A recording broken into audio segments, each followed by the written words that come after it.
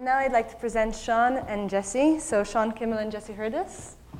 So Shawn and Jesse have a very strong robotics experience, both of them. So Shawn has a PhD in mechanical engineering, and Jesse has an MS in mechanical engineering. And they will be telling us about how they plan to combine the technology of thermal imaging with the concept of the shared economy. So really excited for them, and good luck on your presentation. All right, so today I want to talk about energy. Energy is what keeps the lights on above us. It's what keeps this room a nice ideal 70 degrees. And most importantly, it's what delivered a warm caffeinated beverage into my hand this morning. Yet, it causes us so many problems. For example, the oil embargo of 1973, in which oil was first introduced as a geopolitical weapon on the global stage. Another example, the continued use of fossil fuels, despite overwhelming scientific evidence that they lead to global climate change. And yet another example, the polar vortex of 2014, which left many in the Midwest and New England area with painful home heating bills. So whether motivated by energy security, global climate change, or your monthly energy bill, reducing energy consumption is a pressing concern for nations and individuals alike. Yet, global energy consumption is on the rise. This chart shows energy consumption for the next about 20 years based on International Energy Agency forecasts. Rapidly developing nations like China and India are increasing energy consumption as citizens gain access to conveniences like air conditioning. In the face of overwhelming global energy challenge like this, what can we do to make an impact? Well, what if I told you we have an opportunity to reduce global energy consumption by 13.6%? So how do we get to that number? First, let's look at how energy gets used. This chart shows energy consumption by country. If we first break down the energy by the flow from where it's initially the initial source to the final service, we can see where big opportunities lie. And here we see that the building sector represents 45% of primary energy consumption. This makes it one of the most attractive targets for addressing the global energy challenge. And so there are a number of ways that we can make buildings more efficient. But these vary from building to building, and owners don't have the tools or expertise to identify cost-effective fixes. In fact, building owners could replace windows in a costly upgrade, only to find out there was a cheaper insulation fix that would have realized much better energy efficiency gains. So these problems can be identified through home energy assessments, especially through the use of thermal cameras. Thermal cameras can identify insulation faults, air leakage, uninsulated walls, and insulation gaps that result in costly energy efficiency degradation. Furthermore, thermal imaging can be used for energy audits to prevent home fires and costly water damage. 49% of home fires are caused by failures of wiring, which can be detected through walls by thermal imaging. Additionally, dampness can also be detected with thermal imaging, and dampness is associated with 30 to 50% increased risk of respiratory and asthma-related health problems. Dampness and mold cause an estimated 21% of asthma at a cost of $3.5 billion to the United States every year. So I want to show you guys a video of how a home energy audit can help identify problems. So this video is from this old house. With that, I'll just show you how these thermal cameras can be used for this purpose. Around the corners there, it gets a little dark, and you think that's because fiberglass insulation pulled away. Could be. You need good contact with the ceiling board to get that good thermal performance. It's a lot of dark around the perimeter. What's going on here? The closer we get to the eave, the more substantial the heat loss is. Boy, that is really dark. This is ice cold here, Kevin, almost as if it were totally uninsulated. We've got ourselves a serious problem in the attic, don't we? We've got to get up there and check that out. All right, so after this, they go up into the attic and they look around and they find that the fix is as simple as a piece of cardboard. A piece of cardboard basically prevents airflow from entering into the insulation and can considerably increase the energy efficiency of the home. Around the corners. All right, so what's the size of the prize here? So we have 45% of global energy consumption caused by buildings. And the average home energy assessment can reduce a home's energy bill by up to 30%. That's 30% lower electricity bills, That's 30% less energy consumption driving global climate change. That's 30% improvement in global energy security. So applying this rule of thumb to all buildings globally, the potential energy savings for full utilization of energy audits is 13.6%. Yet, according to a 2011 report by Resources for the Future, home energy audits are a vastly underutilized tool for identifying economical energy efficiency gains in buildings. Buildings, old and new, suffer from a number of easily remedied energy efficiency problems. However, the cost of the assessments is a problem. The average home energy assessment costs $300 to $500, which is a barrier to widespread utilization. Until recently, thermal imaging used in these assessments cost thousands of dollars and required training to operate. Advances in camera technology and calibration techniques have made this technology virtually idiot-proof, and it is now available as an accessory to a cell phone for under $300.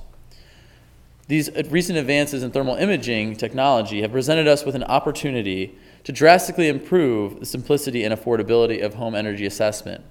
The question is, how do we get there?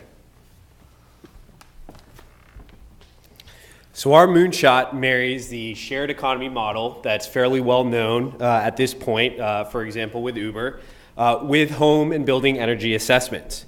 So it empowers the average Joe to basically become an energy warrior and earn flexible income at the same time. It is the shared economy model, but in this case, for a social good. Our solution provides anyone with idle hands and a cell phone the opportunity to conduct building energy audits. And so we can have stay-at-home parents, college students, become an energy warrior practically overnight. So these energy warriors would be loaned a thermal camera and attend a brief training course on energy auditing. Our program would then match these energy warriors with building and homeowners looking to improve their building's energy efficiency at a fraction of the traditional cost. One of the more interesting and potentially powerful features of our model is that it could tap into the user's natural competitive instincts as well as their desire to be a part of something bigger than themselves. So, for example, the well-known SETI at Home program, which was very, very successful, had millions of users worldwide collaborating to both solve a common good, and in this case, prove the existence of alien life, but at the same time, simultaneously competing to stand out individually with their total number of work units processed. And we've seen this approach also work in similar applications from microbiology and protein folding, particle physics and particle acceleration, as well as even number theory. So we believe our approach would bring the same sort of duality to the home energy efficiency problem. So in addition to customer feedback systems, energy warriors and building owners alike would have the ability to view and quantify and track their contributions to solving the global energy challenge. This data could then be easily aggregated on multiple different levels, from individual neighborhoods up to cities, even states, and even all the way up to the overall global effort. So these same users and communities could then set energy goals for themselves that they could track over time, see how they were doing, and also comparatively see how they stack up against others. So on the software side, over the past few years, there's been a huge growth in these shared economy models and software platforms. So beyond Uber, we have the likes of Nimber, Deliv, TaskRabbit, Cargomatic, to name a few. These have all led to the development of robust and validated software processes to support this approach. We would leverage these existing models that are well documented, and we would use these frameworks to build our own software platform. So our software system would do 5 key things. Number 1, it would match building owners with an assessor at their convenience. 2, we would provide an assessment checklist and an intuitive interface for the assessor to then execute that energy audit. Following the conclusion of the audit, a report for the assessor would be produced to go over with the homeowner. This would include recommendations on economical actions that they could reduce their energy bill. For example, insulation improvements, sealing doors and windows. And as Shawn mentioned in his video, sometimes it's as simple as a piece of cardboard. The system could also link to local vendors and provide more information on DIY improvements for the home. Now, one thing that we found is interesting is that research has actually shown that one of the bigger problems with energy audits is follow through on the homeowner's part following the energy audit. With this platform in place, we could utilize things like notifications and reminders to try to improve that problem over time.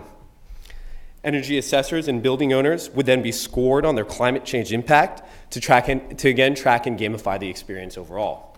And lastly, a bidirectional rating system, again akin to Uber and many other systems, would be used to help with quality control over the course of the users. So on the hardware side, infrared camera technology has advanced considerably over the past couple of years, really making this possible today. There's been a number of innovations, and it's really brought the technology to a point where it's usable at a consumer level. This is actually demonstrated by the fact that we see multiple commercial hardware development efforts from many different companies all emerging in the last year or so. So these systems all leverage existing smartphone technology and typically support iOS and Android devices. Driving this, what we've really seen sort of on a more fundamental level is just the reduction in cost of IR imagers themselves. These have dropped dramatically with the miniaturization and sheer volume of MEMS sensors for cell phones and other embedded applications as we see the growth and the explosion of that field as well. Finally, unique non-traditional techniques are also being used and developed. For example, with the FLIR 1 system, they use a technology called multispectral dynamic imaging, or MSX. What this does is it fuses the thermal camera image with a normal visible light image, and they use the visible image to provide better edge definition and clarity, even though they're using a very low resolution thermal CCD. Another example implemented on the HemaVision system is the use of what the field calls thermopile arrays, instead of more typically automatic shutters or microbolometers, which need constant recalibration. The point of all of this is that all of these improvements really lead to the same effect. We have cheaper, easier to use hardware that no longer requires a professional to operate. So our idea, this Moonshot, would essentially be developed in two phases. We'd have a prototype development phase and a pilot program. The initial phases would focus on residential buildings, as 90% of buildings are homes, and they are on average domestically in the US over 50 years old. Phase 1 would include development of the prototype software platform, as well as the training course development. We would look to find funding to hire app developers as well as home energy audit consultants, and purchase a small number of cameras to work with. The duration of this phase would depend on funding levels overall, but would approximately take on the order of a year. The end product or goal of that being a beta app, a training course, as well as marketing materials to go out into the pilot program. The pilot program, we'd look at going to an energy conscious community and take about 4 to 6 months of planning, work with marketing and work with local government relations in the area, and then acquire, of course, some more systems and some more hardware to put the pilot program in place. During execution of the pilot, we'd roll out the app and we'd report on the performance monthly, and of course we'd put together something at the end that looks at the success of the program overall. So our dream, our moonshot, is to get to 13.6% energy consumption reductions globally. So how do we get there? Well, luckily today, we're sitting in a room of experts in pretty much everything under the sun, as well as policy chops to match. And we intend to put you guys to use. So, our dream is not ours alone. It is shared by federal, state, and local governments that envision a more sustainable future. The Department of Energy has set a goal of reducing residential building energy consumption by 50%. HHS would like to see a reduction in respiratory illness caused by dampness in buildings. Many agencies would like access to information that our energy and building assessment program could generate, especially regarding tracking of energy efficiency improvements and prevalence of certain types of problems. So our question to you is this: how do we best engage public agencies? How can we tap into federal funding to help advance our idea? How can we forge partnerships? And how can we work together to make this dream a reality? So thank you, everyone.